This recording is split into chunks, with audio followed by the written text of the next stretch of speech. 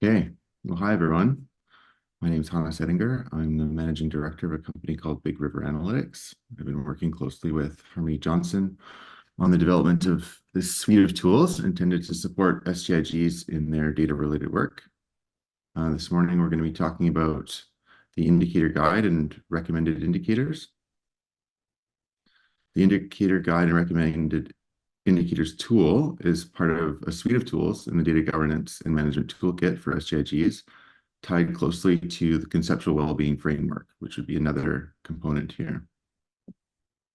It provides well-being indicators aligned with the 8 domains of the conceptual well-being framework. So those were core well-being, culture, language, heritage, and identity, leadership and governance, land stewardship and environment, health, infrastructure, programs and services, education, capacity, employment, and external influence. Additionally, it gives guidance on indicator selection and customization to STIG's unique contexts. This is meant as a starting point, recognizing that each STIG has their own goals, capacities, and context. And this tool in particular builds on thinking that I've been doing and thinking that this group has been doing for a really long time.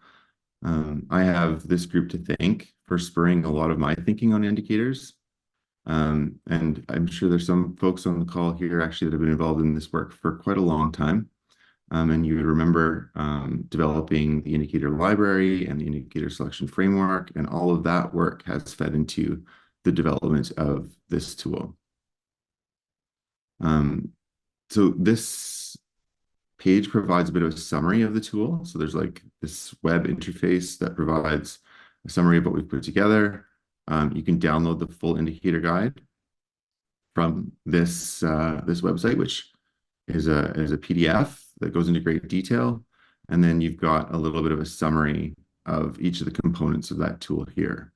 So I will switch over to the tool itself. So this is the hard copy or the PDF version of the tool.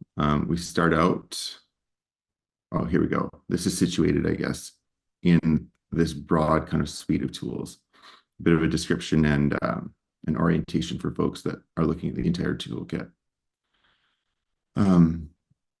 This is quite a long tool. Anytime that you try and apply a consistent framework to indicator development, you end up with a lot of content, which to me is a benefit, particularly in indicator design. Most of the work is kind of done up front, looking at a discussion of what makes a good indicator, starting with the recommended indicator list, going to scoping, selection, customization, etc., and then going into each indicator, each recommended indicator in a substantial amount of detail. So I'll speak mostly to the opening, this content at the start, and then we can take a quick look at, for example, one of these indicators in terms of how we've developed them in the report.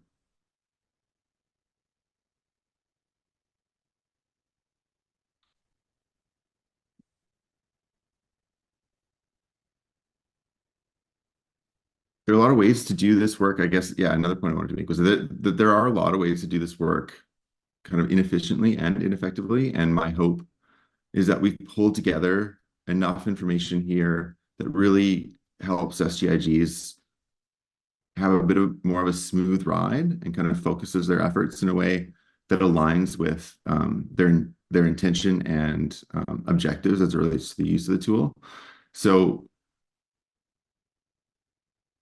yeah, the goal here is to provide a starting point and then options for customization that start quite simply and then get more and more involved depending on the level of effort and the interest of the STIG in terms of that customization.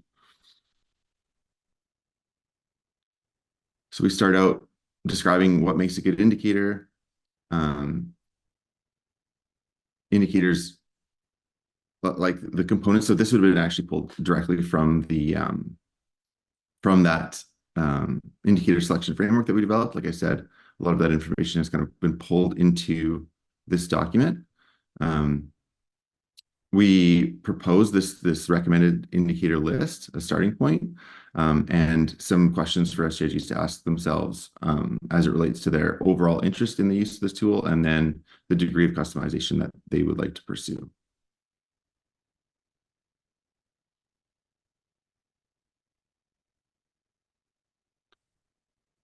Right. So in terms of scope, we're interested in how comprehensively SCIGs would like to measure each indicator, which ones they would like to select. There's a recommended list, but not all indicators could be informed necessarily by the available data.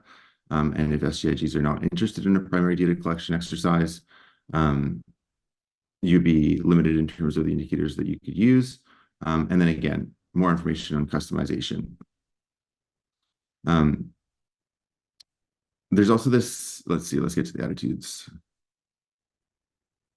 Customization, right? So this is like the base level of customization, where you would just replace each of these items in the indicator as it's indicated in the tool with relevant information for each SCIG. That would be like the most basic level of customization. And there are, varying degrees of complexity at the different levels of customization.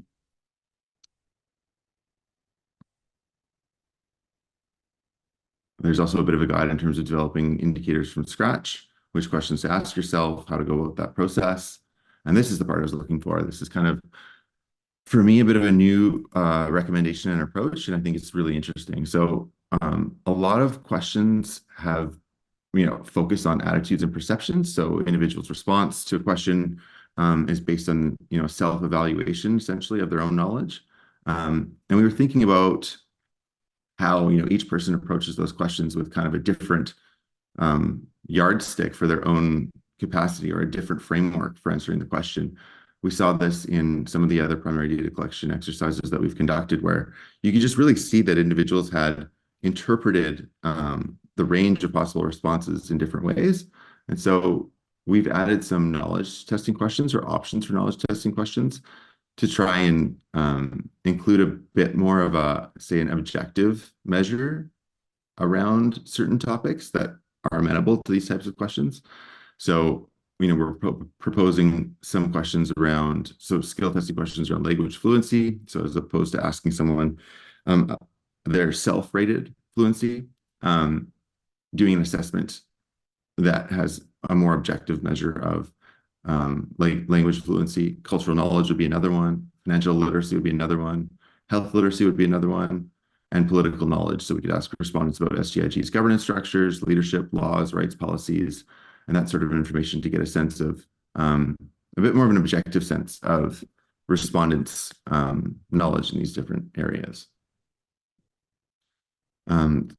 The remainder of the tool goes into substantial detail in each of these domains with specific indicators. The indicators are all developed using the same framework, and I'll just provide an example of that. So for core well-being, which is one of the domains, we have 6 indicators that people can start with. And so I'll provide an example of the first one. So balance is the name of the indicator. This indicator measures respondents' frequency of feeling in balance physically, emotionally, mentally, and spiritually in a way that aligns with their needs and definition of well-being. The dimension of physical, mental, emotional, and spiritual well-being are defined by each person, and their relative importance reflects their needs and priorities at any given time. Self-rated balance is intended to capture respondents' holistic state of well-being individually and in aggregate at a population level. So for each of these, we've also included a potential survey question that could be used to develop a survey instrument that could ultimately inform the indicator, as well as these, more detailed descriptions of why we've selected them and what they're intended to measure.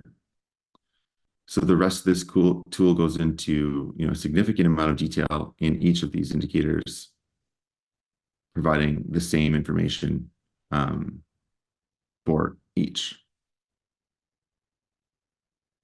And yeah, that's all that I had in terms of an introduction to the indicator guide. Thank you very much.